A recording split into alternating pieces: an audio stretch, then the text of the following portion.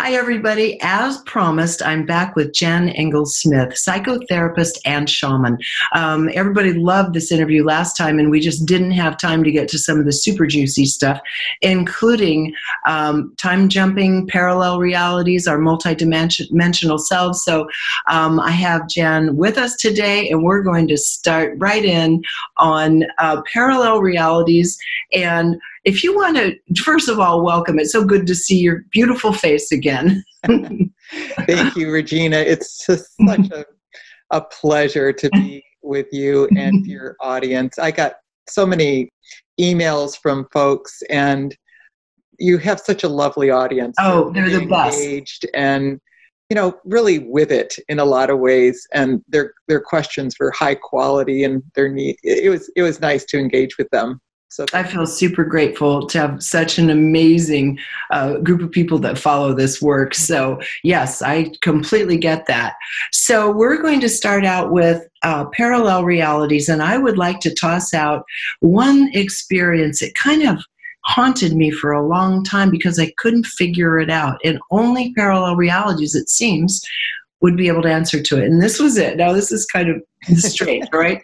Every time something amazing happened in life, like something unexpected, or a project got the green light and it was like, yes, I get to do this thing, where it was a big yes, there was another me that was sitting off to the side, and it was visceral. I could feel every bit of it, with my eyes closed, kissing whoever my lover was.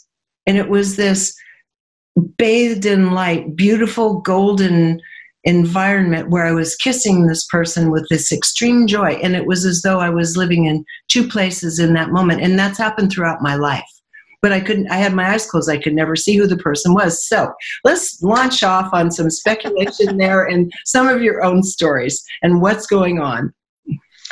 Well, this first started for me a few years ago, and just to give you a little bit of a background so that people have an understanding how I approach things in life. I have a background in science. I had my undergraduate in biology and chemistry, and then I taught high school biology for about 10 years. And then I got my graduate work in psychotherapy and then in shamanism and energy medicine.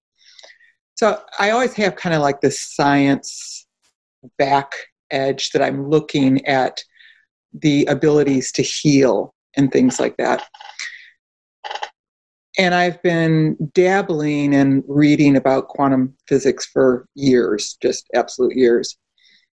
Anyway, I was walking down the road. I was on this property, this land that I use every year for a big retreat. And I've walked this road hundreds of times. And I was going down the road with this man named Terry, and we came to this little bridge where there's a stream going underneath it. And I looked at him and I said, Terry, where did these boulders come from? And he just sort of laughed at me and he says, well, Jan, do you want the geological explanation on that? Or, and I realized it was kind of a goofy question. But there is these giant boulders there that were, the size of cars type of thing. And in my line of work in shamanism and energy medicine, when you have these great big things like that are in nature, they're usually the grandmothers or the grandfathers of the area or the gatekeepers. And it would be very typical that I would say hello to them, maybe even give them an offering since I'm doing ceremony on that particular land. Jen, is the point in part that these hadn't been there before, these giant boulders? I hadn't noticed them. All of a sudden I said, Terry, where did these boulders come from? And again, the thing of it is that they had such a statement to me that I would have paid attention to them, just as when I noticed them, I was like, whoa, hello. How are you? Greetings. I'm Jan, thank you. And I would have made a big deal out of it, which I then did for the next 5 years.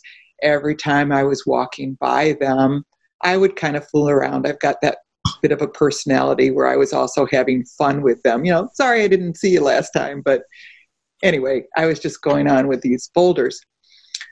So 2 years ago, I'm walking down the road with another person, And we came to the same place. And I looked at her and I said, Colleen, where's the boulders? And she said, what boulders, Jan? And I said, the boulders that I have been making a big deal out of for the last 5 years with Terry. And she said, there's no boulders here, Jan. And right then I knew. Now, how I came to this conclusion might be different how some people come to conclusions, but for myself, in the work that I do, I knew that the spirits were showing me parallel realities. In one reality, there are boulders there, and in another very similar but yet different reality, the boulders aren't there. And those were the markers that they were trying to catch my attention with. And boy, did they catch my attention, because from that moment on, that was about 2 years ago, I have been very much dabbling and experimenting with how do you move from one reality into the other, and what are the benefits of it, especially around healing. Obviously, when you're talking about something the size of a Volkswagen, boulders the size of a Volkswagen, you're not going to miss them. And this is a phenomenal story. And I would like you to begin kind of unpacking how you came to view this phenomena. And then I'd like you to comment on that lifelong phenomena that I shared at the beginning. Well, the unpacking of it is involved. Okay, I'm a healer, and when I experience things, I'm always putting it into the context of how this is usable for others to be well.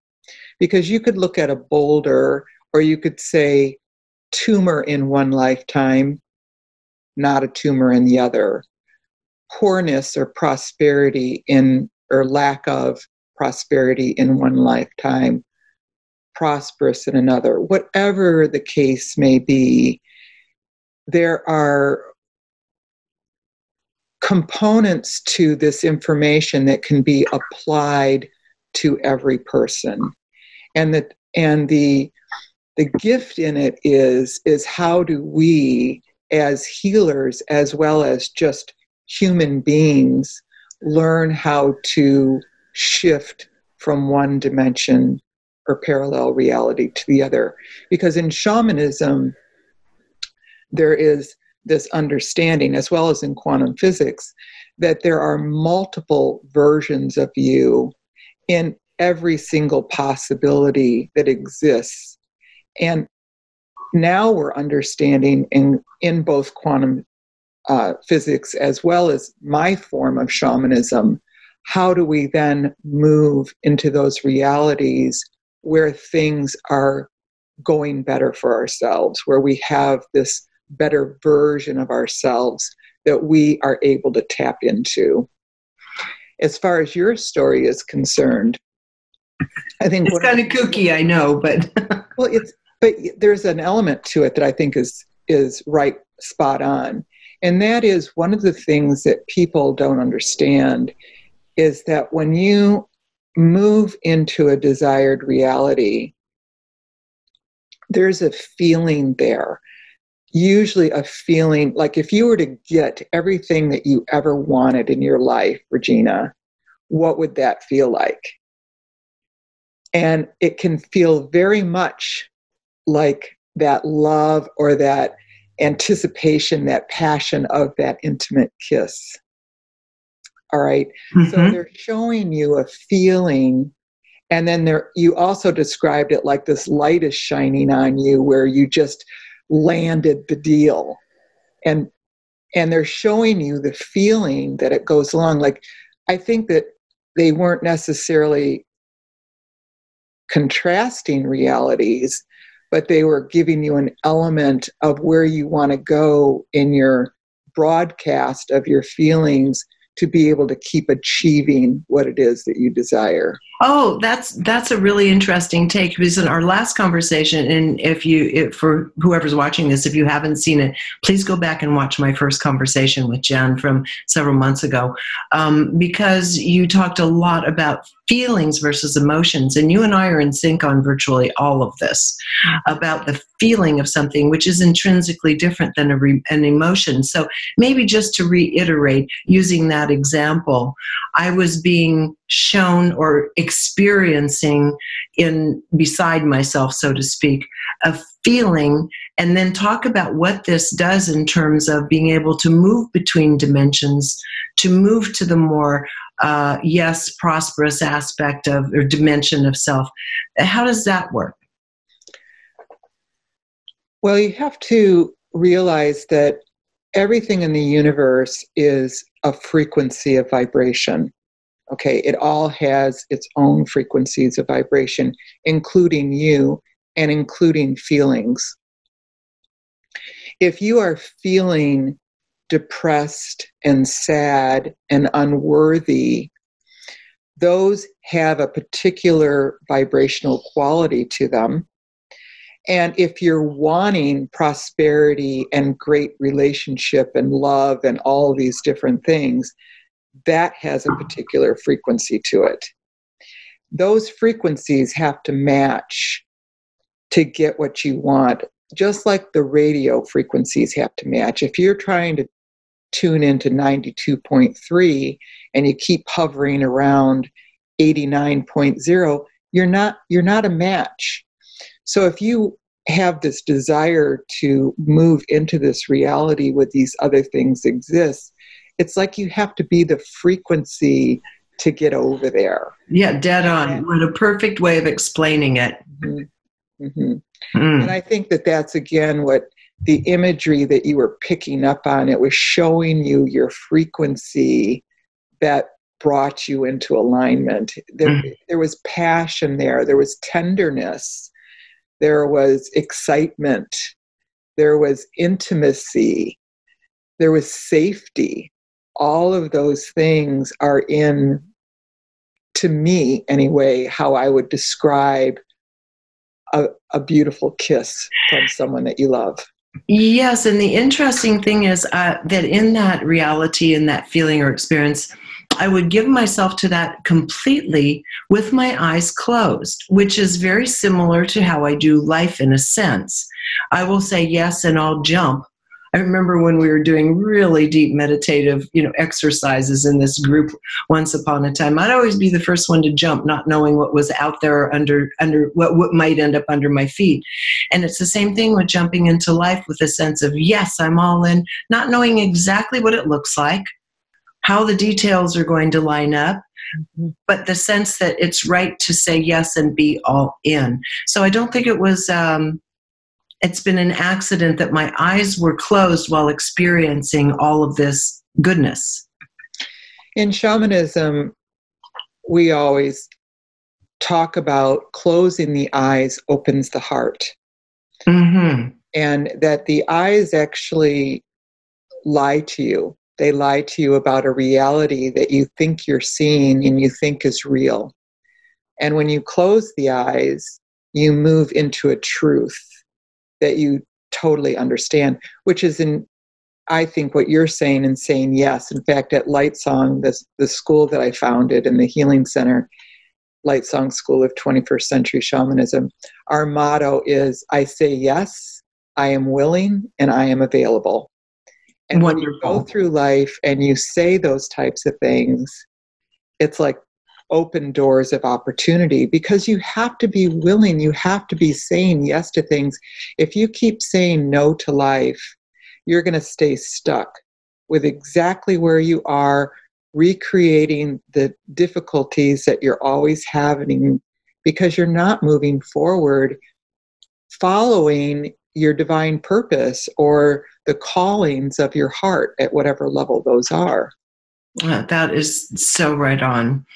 Let's talk about, because we're all going to weave this toward the story of how we can utilize this knowledge and experience in healing. And We're just talking about the intriguing elements of it that we've always had a hard time getting our minds around. And I want to go to time jumping next, which I have talked with Cynthia Sue Larson about before, and you have your own take on it, and people are just so intrigued with this topic. And we'll go into it, but ultimately we're leading into the notion of flat out field of quantum physics and shamanism and where healing and all of that meets. Right. So let's take the angle of time jumping now. Okay. And I want to supplement it with another story. Sure, please do. And Cynthia Sue and I have been having a blast lately because I love it. We've been just sharing stories and having so much fun together and really talking the same language of how this quantum physics and quantum shamanism is actually helping the world and its potentials and helping more and more people. And you're both scientifically oriented, so I'm imagining it's a really lovely level of conversation. You both have this really clean energy. I'd love to be a fly on the wall, or maybe have you both on at the same time one time. That might be cool. Yeah, it would be very cool. We have a good time together. But anyway, let me back up a little bit, and because all of these things can blend together, but I want people to realize the potentials that are here. So when I first started my career back in my psychotherapy career, I was in my early 30s. And one of my first assignments or my first jobs was working in the disassociative ward in a mental hospital.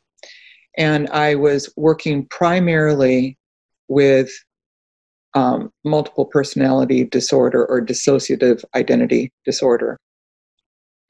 And the person that I was working with was the doctor there, the main doctor of that particular section of the hospital, was from Africa. And he was bringing in some very non-conventional types of healing modalities that we were working with the patients. And it caught the media attention because it was quite cutting edge. And we had a panel of discussion of people, as well as some demonstrations for the public and for different doctors coming in from different modalities. So one of our patients had cerebral palsy in one expression of himself. Now, in cerebral palsy, there's deformity as well as muscle atrophy and various things like that. And so we had a physician from a different hospital come in and do measurements on this person. And he declared that absolutely these muscles and these bones were completely deformed and, kind of gave his diagnosis. Another patient was completely blind with a heavy blue film over his eyes. And we also had another physician come in and do eye examinations on him, and yes, declared that there was absolutely no indication that eyeball was even alive to be able to register light. And then we had another doctor that was another patient that was a little bit harder to do an eval on because he was a heart surgeon in one of his altars. But anyway, during this discussion, we then asked for a different personality to come out in all of these people. And the person with cerebral palsy turned into this kind of upstanding, almost athletic-looking man. The other one the blinded person became completely sighted. And the heart surgeon sort of was more of a posturing and kind of looked more like a street person with a very low vocabulary and various things like that. Now, I had no shamanic training at this time, but what I realized right then as I was working with these people, and I was seeing these types of things every day, but we were doing this display to the media and some of the things that we were working on. I realized that healing is instantaneous. There's some sort of way that we can actually heal physically, because these were physical, at least the first two of them were physical changes in these people that were measurable. Okay, they had diagnoses that were measurable. Now, how in the world did this happen? It's still unexplainable according to regular psychotherapy. We know that there's trauma and that there's, a different identity that presents and various things like that. But what if you looked at it from the view of, or the lens of multiple dimensions or time jumping, some of those things, where in one version of them, they were in the state of cerebral palsy, and in another version of them, they were completely normal and fit. What that did for me then as a young woman, and then eventually getting into shamanism and energy medicine, is I never doubted the reality that healing, physical healing, as well as mental and emotional healing, could be instantaneous. I never doubted that because I saw it with my own eyes. And so I was able to take that into my healing practice. How do we then obtain it in a regular session? Because these people obviously had some sort of trauma that they were moving away from, because with every reality, there's a data bank of memories associated to it. And they were able to move away from the memories, completely away. How do we duplicate that in the office? So anyway. That's fascinating. And in my own life, Stephen Ross, whom I've interviewed a few times for Gaia and also my side, I just love Stephen. He's a healer extraordinaire and very low key. Doesn't talk about it too much, but people that know he does it contact him. And he had taught me this particular technique because his guidance was telling him it was time for me to begin using my abilities again. And not surprisingly, about a day and a half after he told me this, a close friend had a stroke.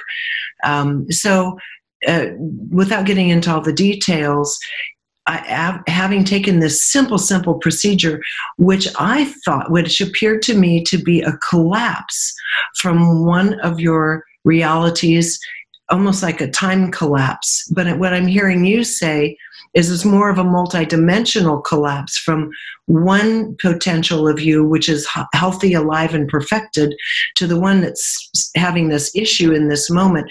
And it was a matter of collapsing those in a flash of light into one, taking the damaged aspect and collapsing it into the perfected reality. And each time I did this for someone, usually in dramatic circumstances, it seemed to simply stop and reverse what had begun, because a couple times it had to do with stroke, another time an elderly person falling all the way down a set of stairs and being air vac'd out, and by the time they got there, what happened? There was nothing there, nothing wrong. And so that literally would be indicative of exactly what you're talking about. But the point is, as the facilitator, it was so simple, but there were a couple of caveats, which was, they said, once you do this, once you facilitate this, don't look at it again, don't ask questions, and don't doubt it. So let's go into the implications of, on a very useful level, everything I just shared with you. Sure. Well, you've nailed it on the head with the talking about it, because the way that I'm seeing is that there is actually a shift into a parallel reality where those things were not present. Mm-hmm. When you talk about things, you bring it. We're constantly shifting realities. Okay, this is not odd. This is normal. We're doing it every day throughout the day. And so let's move away a little bit from the extraordinary stories to the normal stories. So the audience might be able to relate, like, oh, I've never had anything like that happen. Well, how about, have you ever lost anything?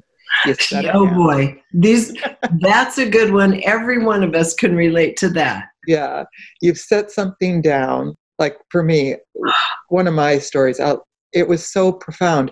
I set these keys down on my sofa. I walked away, went to go get them. They weren't there. So, I'm putting my hands around the sofa, can't find them.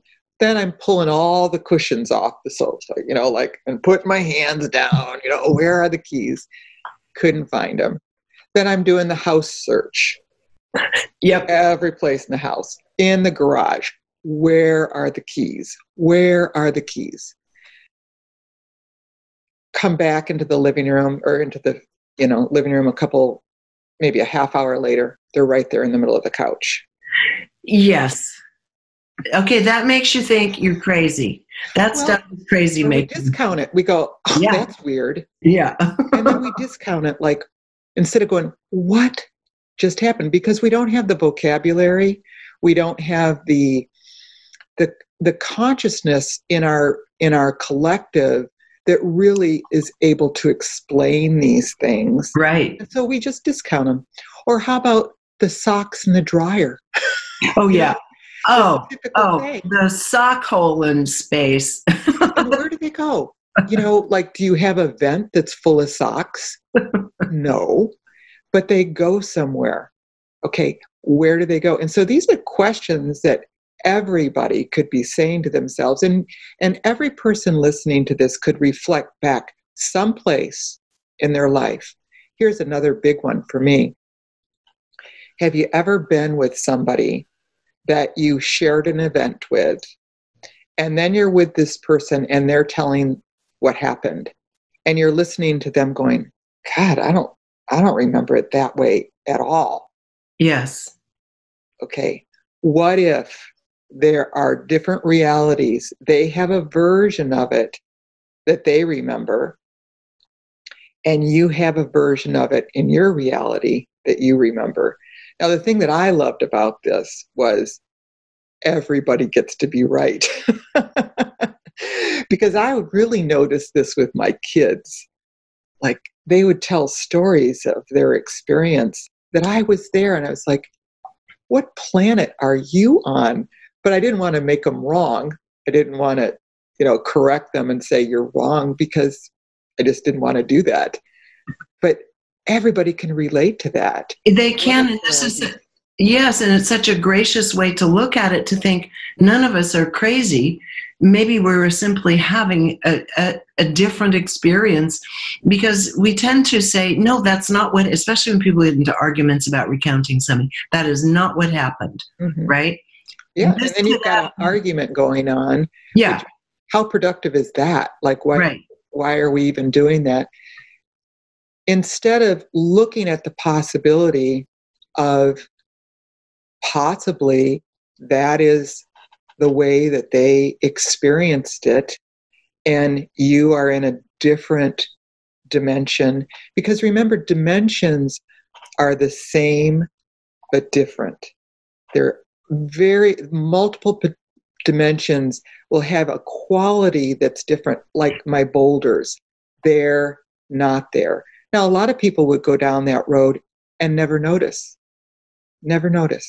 Okay? And we go through life that way. We go through life really not noticing these little markers that are there all the time, but we're just not paying attention to it, or we don't have a way to explain it, so we discount it. To me, this is, I think it's really important to understand, simply because the issue of sanity comes up over and over. As you say, on losing things, it's like, it was right here. I'll just share a really brief one. I had a pair of golden earrings, gold hoops. I wear quite a bit. And I was at Gaia, changing in my office and getting ready to go on set. And it was later I noticed my earring was missing. And so I couldn't find it. I looked everywhere. It should have been on the floor where I had dressed it, and the clothing pulled it off my ear. That would have been most likely. Nonetheless, I couldn't find it anywhere. It was gone. And then literally 4 months later, now the people came in, the cleaning crew, and cleaned the office every night. 4 months later, there it is lying right in the middle of the floor when I arrived there, which I'm not there all the time, obviously, right in the middle of the floor in my little, kind of partial shared office space. So, yeah, I mean, example of it makes you crazy. It's tons and tons of stories like that that are absolutely valid that we, again, haven't had an explanation about. But what if we start entertaining this idea of parallel realities? And it's in the movies now. There are so many films coming out or have come out with these types of ideas. And that when the films have it, that it's a big broadcast. Right. And the whole thing with consciousness and being able to manifest is it needs to be a little bit in the collective. It needs to be in the collective, not a little bit, before we can really start bringing it into our everyday usage. Yes. And I believe that this whole thing with jumping timelines and quantum physics and parallel realities is coming in to be of use, because I'm very invested in what I was calling, I'm not calling it that anymore, what I was calling the creation of the new earth, a place where there's unification, collaboration, support, all of these things where people are living in harmony. And what the spirits have been saying to me, and they're going, you don't have to manifest this. It already is there. It's right there. You just have to move your awareness, your consciousness into it. And I was like, oh, that's right. And so I've been practicing little tiny things. Like when something is not, like if I've misplaced something, let's say, now I'll walk out of the room and I'll just say, okay, I'm moving into the reality that it's there. And I'll step back in, and sure enough, it's there. It can be that quick. But there's a lot of internal things going on with me too that also need to be noted in kind of the things that we were talking about earlier. Where is my belief system? How do I live my life? Where is my frequency of vibration that I normally am carrying? Is it in alignment with what I'm asking to happen? Right. And this is where honesty and self-evaluation is really important. And also patience, because I think as human beings, we want to rush all of this and think, oh, if it can be done and it's that easy, I want to do it now. But like you say, there are so many little kind of adjustments that might need to be made. For someone else, it might be they're already there and you can pop right in. And one shouldn't devalue oneself just because it doesn't happen instantly. If it's a matter of going through the due diligence of seeing about, as you say, right alignment.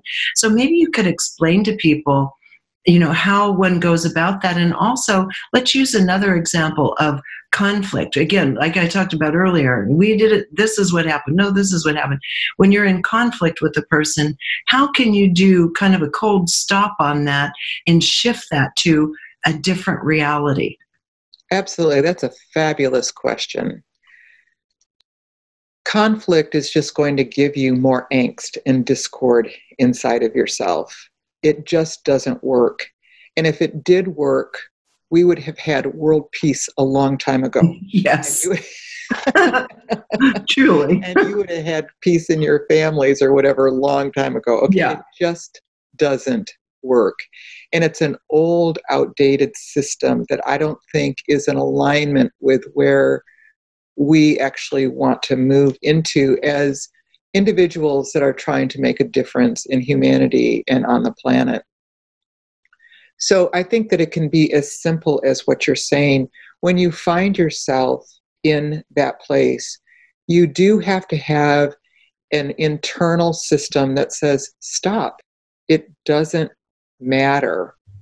And then for myself, I think, well, what would I rather feel towards this person? I'm in conflict with them right now. I would rather feel inside of myself great love, and to see this person and to feel this person in my world as being somebody that is truly magnificent. I'm able to see like their core or their essence or their soul. And I think that ability to do that helps you change internally, because it doesn't matter what you're doing on the outside. You can say, oh, yes, my relationship is fine, but be feeling like you don't trust them, you don't like them, there's something about them that is bugging you.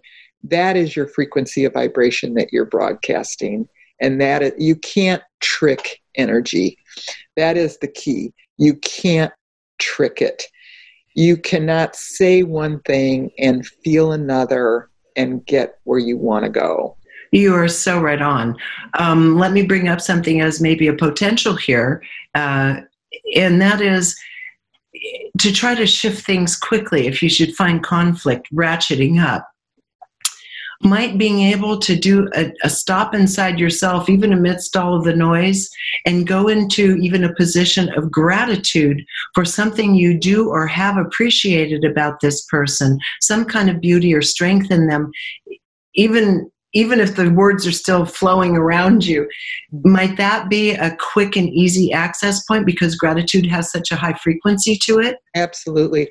And if you can't find anything about that person, what are you grateful for in life? Mm-hmm. Frequency of vibration is frequency of vibration. It doesn't matter what it's attached to. Right. Okay. For me, I have this goofy little thing, and my students always laugh at me because when something approaches me that I don't want to accept, I just go, cancel. I put my fingers on my third eye. I've done this in doctors' offices, like, nope, I'm not receiving this. And they just got to look at me. But it's like I am just declaring, and that's another thing that I wanted to say to you, Regina, about how I see you working, is that you're making declarations at times to the universe. You have a strong declaration of presence that you are using, which that declaration moves you into the reality that is so. Like I believe that the universe is also working with that voice of inner authority, not outer authority, but inner authority, that puts you in the situation that you need to then be put into, or you desire to be put into. There's this, I declare this. And I have watched that in healing things personally. I've heard stories where people say, no, this is what's going to happen. And boom, it just shifts. And I hear that in you when you're speaking. I think so. I think there is I don't understand it per se, but a level of kind of oddly self-confidence. Even if I'm nervous that I can't pull something off, it still feels like a yes. Mm-hmm. And I think in all of us, when you feel that yes inside you, again, like I stated earlier, you don't have to know how it's going to come together and the mechanics and the pieces. It's this general, as you say, feeling of inner authority. Yes, that is what I choose to do. Right? Right. And going back to your other question about how to help people with this, I think that people need to have a general understanding of how energy works. And of course, I'm a healer, so I create these things. So I would say I have these types of things for those people that are interested. Yes. I actually have a webinar, a live webinar that's called Recreate Yourself. And it doesn't have anything to do with shamanism or the ceremonial things that I have used personally in my life. But I was looking at what are the energetic components that people need to understand to actually recreate themselves in the version that they ultimately want to be in. And so this webinar goes through those steps, those basic understandings about how energy works, how the belief system works, how frequency of vibration works, so that you can then, when you have this understanding, you can apply it to any section of your life that you desire. And it really is going along with this whole entire conversation. We're talking about things that we're taking it into this wowza place. Right. But anybody can get there if you understand how energy works. There are some things that you need to do. You can't just get there by saying, okay, I want to be there. It takes some inner understanding of how you're operating, because actually the world is a reflection of how you're operating on the inside. And people need to understand that. And when you can get your inner self in alignment and knowing how to maneuver that and how to do that in a good way and in a way that is benefiting you, so that you're happy. I gauge thing on happiness. How happy are you? What kind of life are you having? Doesn't matter how you get there, what your belief system is as far as what your likes and dislikes are, but are you happy and feeling fulfilled throughout your life? And so that's why I did Recreate, because I thought, well, not everybody's interested in shamanism, not everybody's interested in psychotherapy, but most people are interested in how to create a good life for themselves. And so I did it in that type of layman's terms that anybody can understand. And sometimes it's really just the tiniest things in life that can shift your frequencies. And I have a couple really silly things I do if I just kind of need to get a kind of raw materialistic bump upward. I love to go to Trader Joe's. I know all the people there. I buy a lot of flowers there. So I'm looking at all the new colors that have come in, and hi Chris, hi Joe. And they have their little sampling station. And one of the regular employees, full-time employees there for many years, said, "Wow, I just saw you yesterday." I said, "Yeah, I look for reasons to forget things so I can come back, because this is my happy place." That's right. That's right.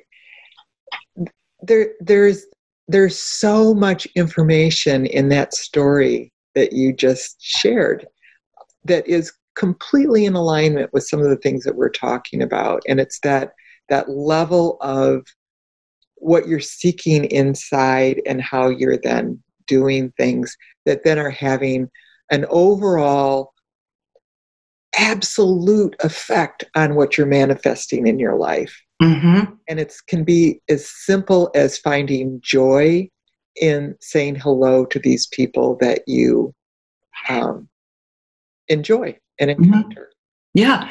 And I find that an oscillation is important. If I know I have something very task-oriented to do, something that's not particularly pleasant, like paperwork, which I'm absolutely atrocious at, I'll let it pile up, and then now it's overwhelming monster on the table, and I have to file everything. And I get around to it. Everything's in their filing books and so forth.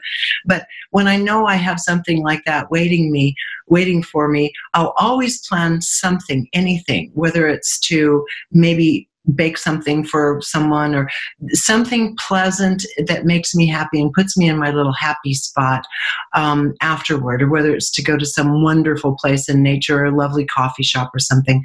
Yeah. I find that in order to keep my baseline frequencies up, there's always this oscillation between duty and whatever needs to be done, and then the things that I absolutely want to do. Back every single day. I mean, there's almost never a day that goes by that I don't find something that's going to give me an uplift or charge to indulge in, to make sure I feel those frequencies in that day. So as a listener to your story, a question that I would have to myself that might be a listener's question is, what if I don't have time for that?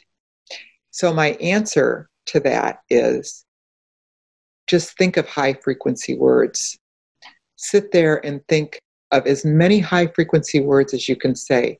Brilliant. True. magnificent, stellar, beautiful, stunning, dazzling, love, appreciation, gratitude. What's happening to you right now, Regina, as I'm saying those? Right.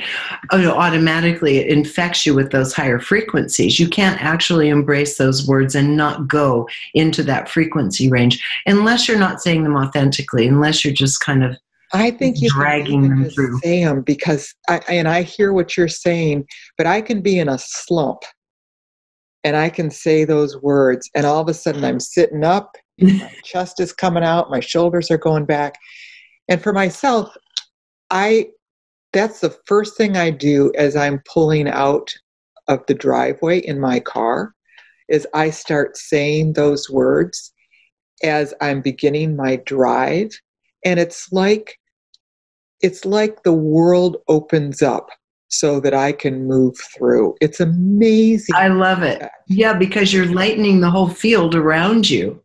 It's the word stellar, even just thinking about something you're doing in that moment. Oh, that is stellar. It just, that whoosh upward. Thank you for sharing that with us because it's so immediately accessible, even if you only have 2 seconds of free time, as you said. I love it.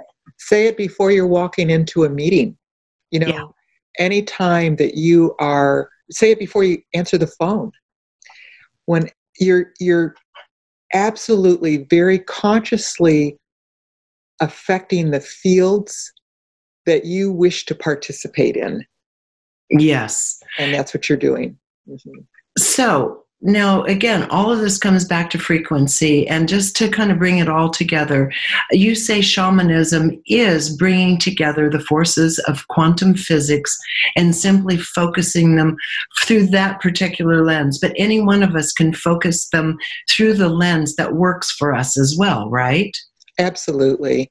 Shamanism is a passion that I have. It's where I've spent, almost 3 decades in working, and I'm fascinated with it.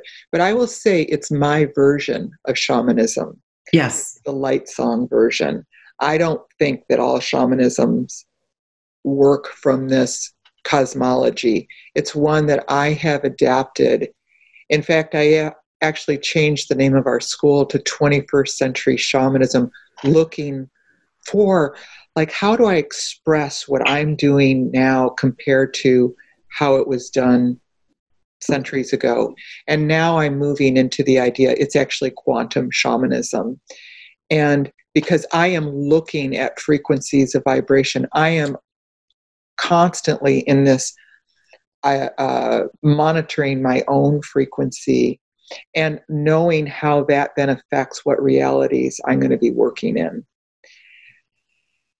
Because if you really take it into shamanism and into quantum physics, you realize that you are an energy system first and foremost. Yes.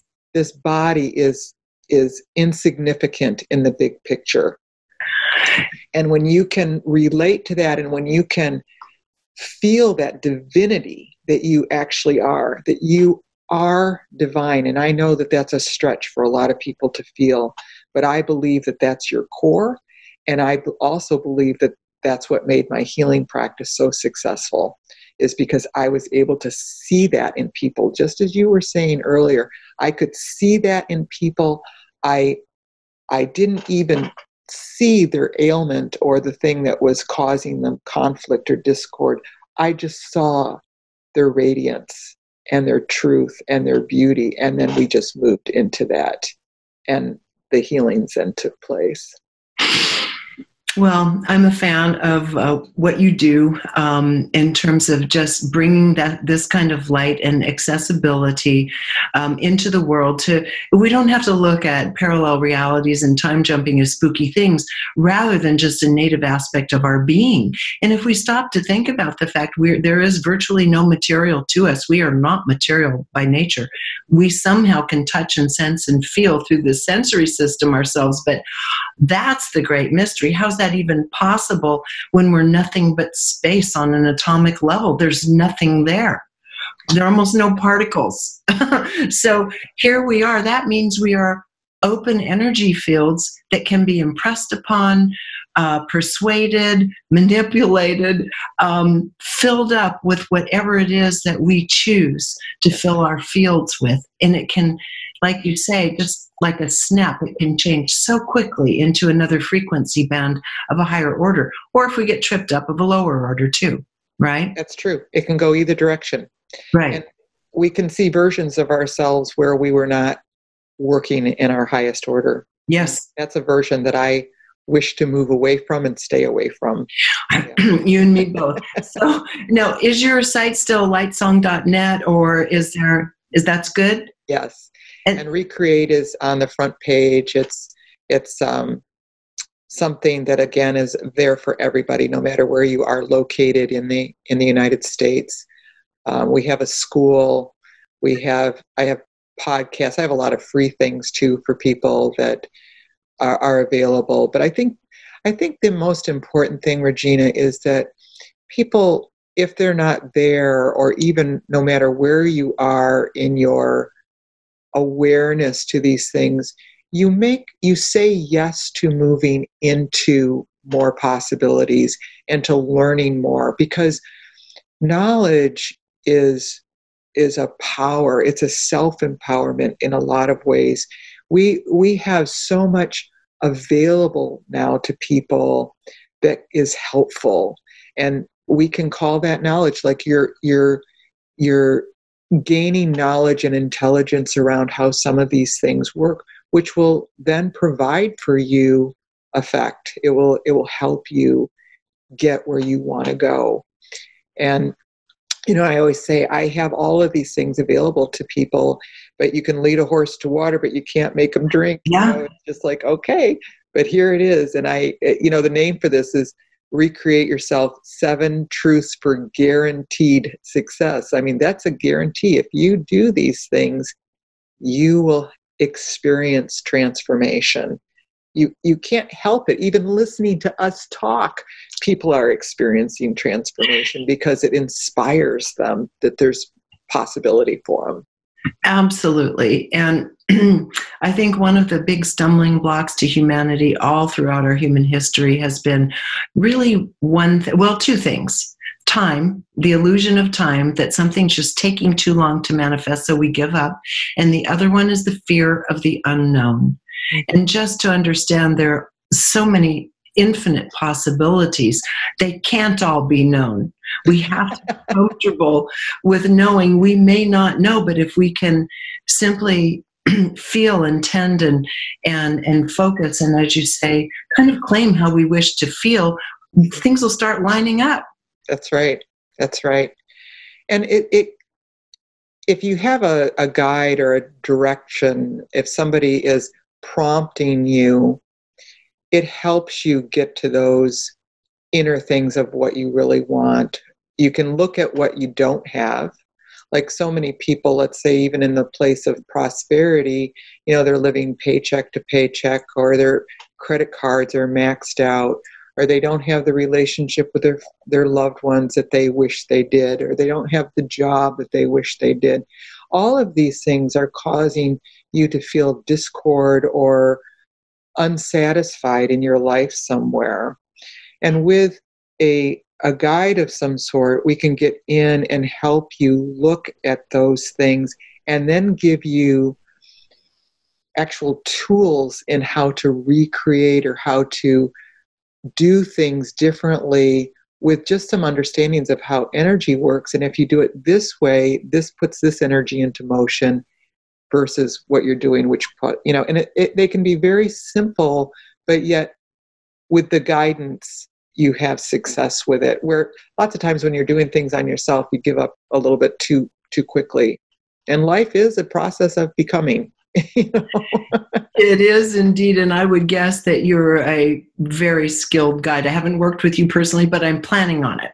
Yes. And I can just tell from everything I've learned from you along the way that you have an incredible sense of maturity, sensitivity, love, and wisdom that can help people become kind of calmer and accepting about the plight they find themselves in. So I just want to thank you for being so open-minded that you allowed yourself to notice the things around you and begin taking these notions such as parallel realities and jumping time and so forth into consideration so that you can help other people grok that in their own lives. So again, I know that you're always learning and you're always open-minded, and that's something I really respect in another human being. So I want to thank you. Yeah, I'll just absorb that all in and say big thanks. I'm pleased. My goal in life is to help people be well. That's always been my goal since I was a child. And I'm constantly looking for cutting edge things. I'm a results-oriented person, and I want results. I don't do anything that is not going to have some sort of ability to show good results. And so thank you. I appreciate that. Good. Well, we'll sign off for this time. I thank you for your time, Jan. And then down the road, we'll get together again because this is an ongoing conversation. So, thank you so much. You're welcome. My pleasure. Again, everybody, as you heard us talk about earlier, you can go to lightsong.net to connect with all of Jan's podcasts, with her live streaming events, and everything else. There are freebies, and then there are courses you can enroll in. And I can't imagine you wouldn't get some kind of benefit out of it, if not a great deal of benefit. So until next time, thank you for joining us here on reginameredith.com.